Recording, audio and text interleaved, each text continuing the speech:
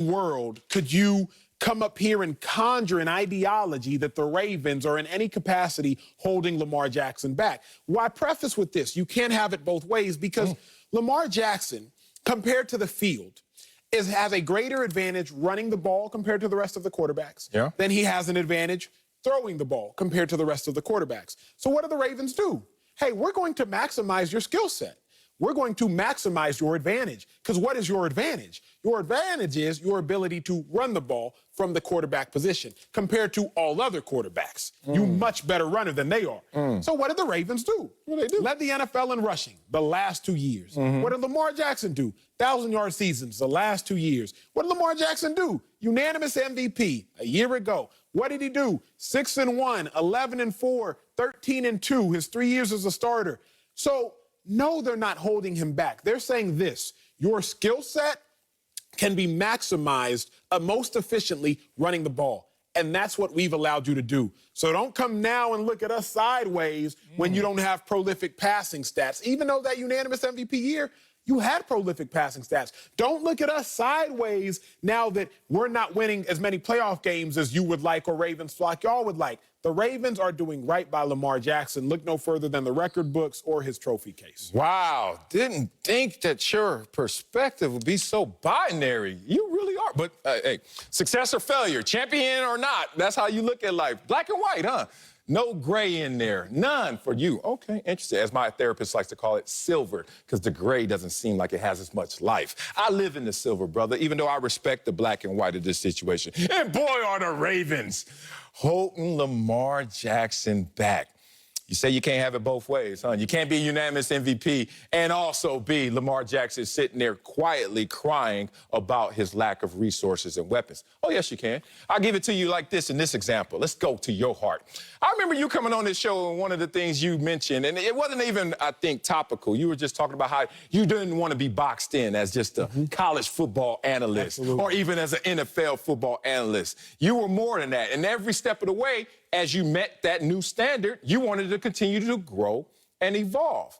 Well, Lamar Jackson wants to do the same thing. He didn't want to get boxed in as just a running quarterback or just a quarterback that a year ago led the league in passing touchdowns. He wanted to continue to let this offense grow and evolve, but it has not. I know you don't want to take my word for it. I know you don't. I'm just looking at your eyes right now. I can see it. One of them over there shaking. Kurt Warner. People, go on YouTube and just type in Kurt Warner, Baltimore Ravens offense, and watch how nicely Kurt Warner criticizes this offense. There are times where the Baltimore Ravens go out there with a fullback in the slot. What is this, 93? Like, well, who wants that? Kurt Warner breaks that play down. He also talks about some of the elementary routes that they run, goes and outs. Man, we stopped running that in junior high school because it's too easy to sit on in the cover two. So all these situations, you look at it, there are no complexities to this offense. Greg Roman has to continue to grow and evolve as his quarterback has grown and evolved. He hasn't.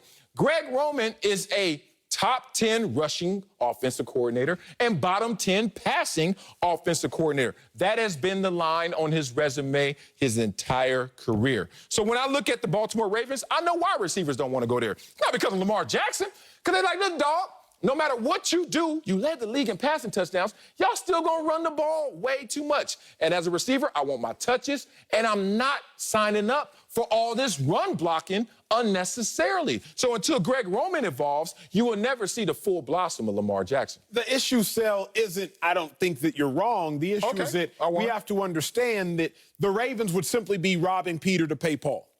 Right? And I had to look up the origin of what that was. I was like, I thought Peter and Paul got along in the Bible. And then really the origin of it is the Roman Catholic Church, the St. Paul Church, St. Peter's Church. You're supposed to pay taxes to one. And the Roman Catholics, some of them would rob paying tithes to that church to pay the other church. So what the Baltimore Ravens would be doing is robbing Lamar Jackson's rushing statistics, rushing prowess, rushing dominance to pay his passing statistics, passing prowess, passing dominance. But either way, you are still going to rob one to lend to another.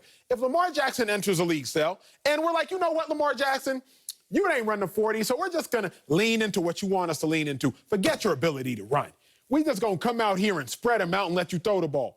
He wouldn't be the unanimous MVP that he is. Why would he not be that? Because as a defender, and you have been there, I've been there in the linebacking core, knowing the front of the defense, knowing the back of the defense.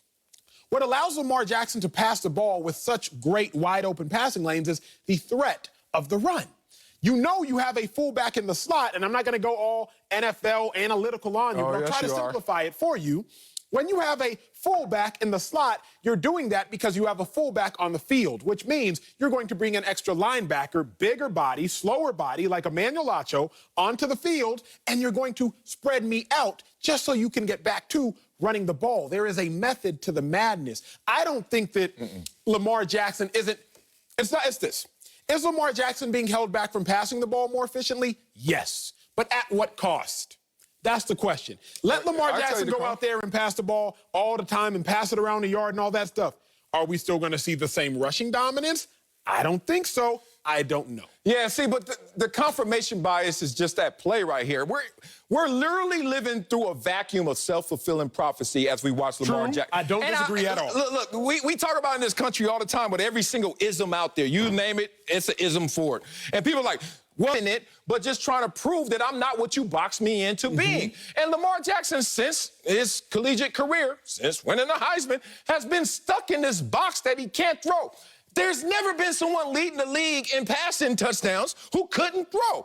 Maybe you should lean more into it until you have results that say different. Look at it. Kaepernick, I'm telling you, he got exposed. Why did he get exposed? Because he had Greg Roman. Greg Roman didn't involve Kaepernick, and Kaepernick at one time had the most tools of any quarterback playing in that NFL at that moment, and he didn't evolve. He didn't grow. Now you got Mark Andrews out there tight end, who's a beast. You got a fullback in the slot. You got Hollywood out there acting like he's playing receiver, even though he's got talent and he's good. What the hell is Lamar Jackson supposed to do with the top 10 drop percentage in the league as well? Top 10 drops. Here's my only thing is we have to look at it both ways. See both sides of the coin. We haven't seen both. Lamar Jackson is a unanimous MVP in his sophomore season. Only two. Yeah. I can't complain about that. Lamar Jackson, I hope you can't complain about that. If somebody would have told you, hey, big dog, you'd be the last pick of the first round, but by your second year, you'd be a unanimous MVP, and you'd have a collective record of 19-3. I think by the end of his first two seasons, Lamar Jackson wouldn't complain. The Baltimore Ravens, if someone were to tell you Lamar Jackson would be a unanimous MVP, you wouldn't complain. Mark Andrews, he was taken in the third round as a tight end. Yeah, but he contributed to that MVP season. Yeah. Everything they did contributed to that. The last thing I'll say is this. I don't like when narratives change our idea of people, meaning Lamar Jackson, he lost his playoff game 2 years ago, sophomore season, because the Titans ran for 195 yards on the Ravens. That really ain't have too much to do with Lamar Jackson. The Titans ran for 195 yards on the Ravens. So they lost that game. So now the narrative, because Lamar Jackson lost the playoff game, he didn't play great. But now the narrative is, oh, they holding him back? Now this year, lost to your Buffalo Bills by 14 points. Lamar Jackson, you threw a pick six from one end zone to the other. That's a 14-point swing. What that got to do with Greg Roman? What that got to do with the Ravens offense? You threw that pick six, Lamar Jackson. So I just land here. Yes, they are holding him back from passing the ball, but the question you really have to ask yourself is, at what cost? Yeah, well, at the cost of this team playing optimal football. It's a passing league, and you're not going to lean into the passing game when you have a guy who's proven that he can lead the league in passing touchdowns. Why wouldn't you lean that way so far? Talking about let Russ cook, let Lamar cook, and let's figure this out. But you know what? I'll give it to you like this. When I was retiring, I remember sitting there. I'm 32 years young in the locker room. I said, this is it. My body hurt. I tore my groin off the bone. My knee was sore. I was like, I'm done. And then Cass was like, dog, what you going to do, Wiley, when you're done? I said, I really don't know just yet. Probably get fat, party, and golf. That's what I'm going to do. But I'm going to find me a purpose. And someone screamed out, I forget who it was, but it was somewhere around Fred Taylor's locker room, but it wasn't Fred. Fred, somebody said, Marcellus, your best years is right here playing ball. You ain't gonna do nothing out there better than that. I said, I guarantee you one thing. I don't know what it is, but my highlights ain't gonna be behind me. They're gonna be in front of me. Imagine you, Lamar Jackson, and after your second year, you gotta really internalize that maybe my best highlights are behind me in my second year, not in front of me, because this offense doesn't continue to grow. Greg Roman